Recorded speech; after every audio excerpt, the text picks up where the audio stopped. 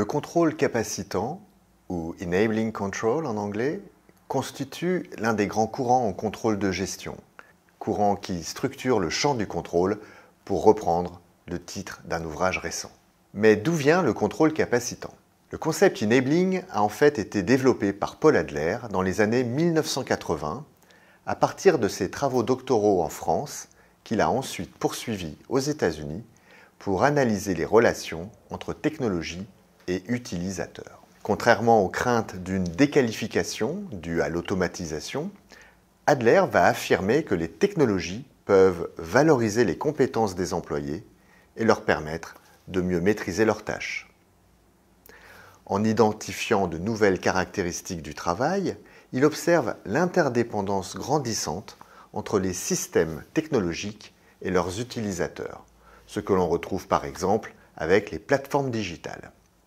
Il va alors analyser la question bureaucratique, marquée par une opposition entre la bonne bureaucratie, qui clarifie les responsabilités, atténue le stress et aide les individus, et la mauvaise bureaucratie qui étouffe la créativité, favorise l'insatisfaction et démotive les employés.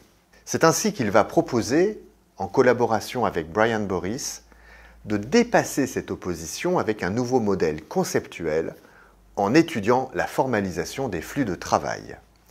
Le modèle des bureaucraties capacitantes est apparu en 1996 dans un article intitulé « Deux types de bureaucratie, coercitive et capacitante ». Il propose alors de distinguer la formalisation conçue pour permettre aux employés de maîtriser leurs tâches et la formalisation conçue pour contraindre les employés à faire des efforts et à se conformer. Ces conceptions de la formalisation visent un alignement des comportements individuels aux objectifs organisationnels. Mais l'une offre une voie étroite, qui est celle de se conformer aux prescriptions, sans vraie liberté d'y déroger, tandis que l'autre entend offrir une autonomie aux utilisateurs, en sorte qu'ils adoptent et qu'ils s'adaptent aux dispositifs formalisés. Ainsi, à partir de la dualité coercitive-capacitante, croisée avec le degré de formalisation et le type de formalisation, Adler et Boris proposent une typologie des bureaucraties prenant une forme matricielle.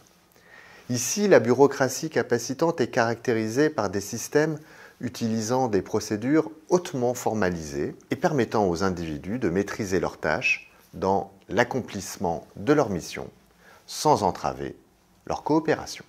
Le modèle capacitant invite à revisiter les interactions entre les employés et les technologies organisationnelles qui peuvent être conçues pour renforcer les capacités des utilisateurs et tirer parti de leurs compétences et intelligence. Avec plus de 3000 publications qui le mobilisent, on comprend que le modèle intéresse de nombreux chercheurs et champs disciplinaires.